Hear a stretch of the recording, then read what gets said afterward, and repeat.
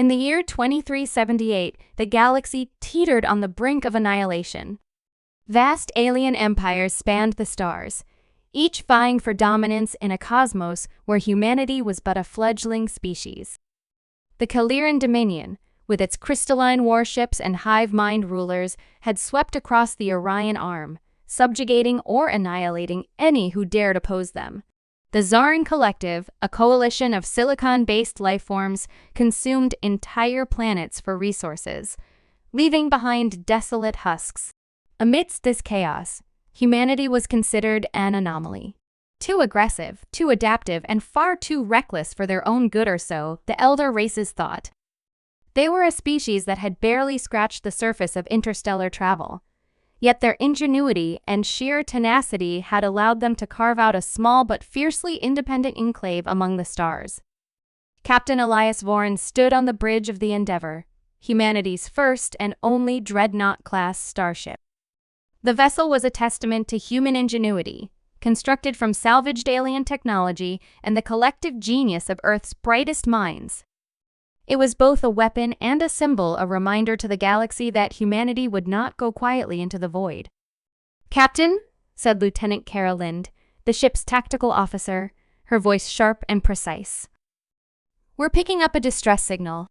It's faint, but it's definitely human." Elias turned to face her, his rugged features etched with determination. "Location? Sector 12 Gamma, near the border of Kaliran space," she replied, her hands dancing across the console. "It's a mining colony, Haven's Reach."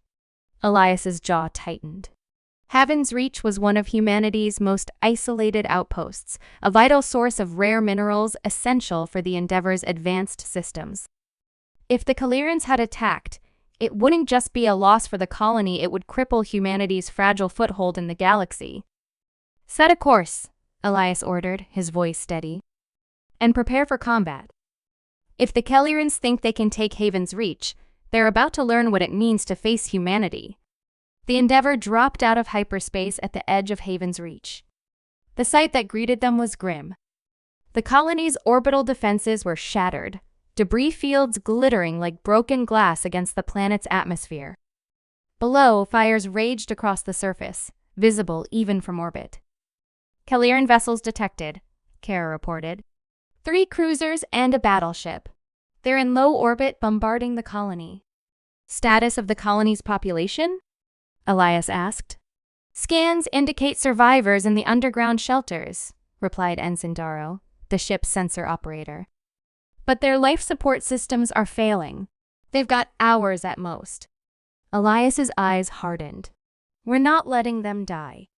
Kara, bring us into attack position.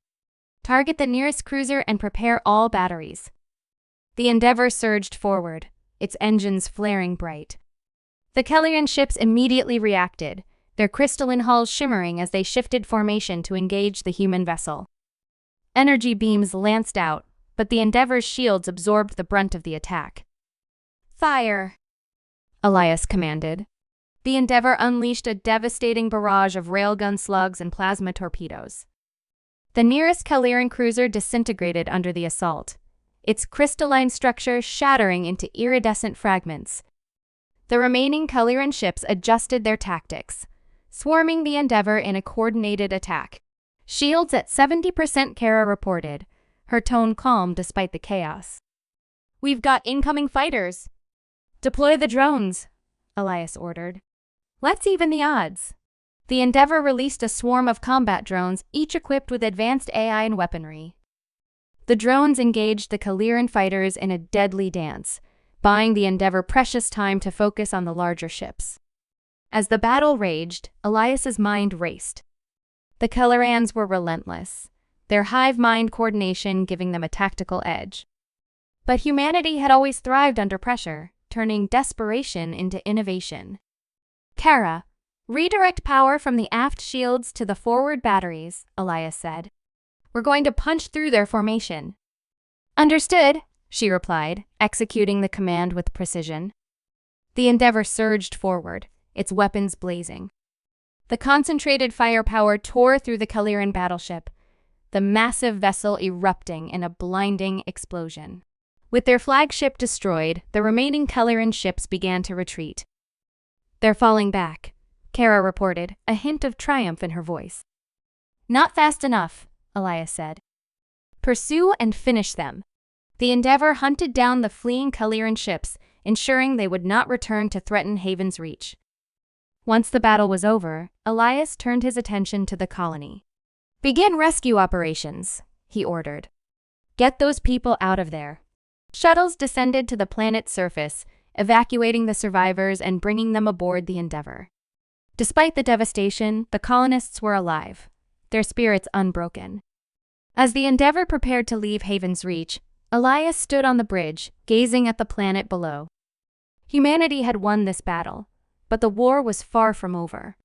The galaxy was vast and dangerous, filled with enemies who underestimated the resilience of the human spirit. "Captain," Kara said, breaking the silence. "Incoming transmission from Earth." "It's High Command," Elias nodded. "Put it through." The holographic display flickered to life, revealing Admiral Linnaeus, the head of Earth's military forces. "Captain Vorn, your actions today have not gone unnoticed. You've shown the galaxy what humanity is capable of." "Thank you, Admiral," Elias replied. "But this is just the beginning. The Kellerans will be back, and we need to be ready." Linnaeus's expression was grim. "You're right. That's why we're commissioning a new fleet. The Endeavor will lead the charge. Humanity isn't just fighting for survival anymore. We're fighting for our place in the stars." Elias felt a surge of pride. Humanity had been underestimated for too long. Now, they would show the galaxy what it truly meant to be human,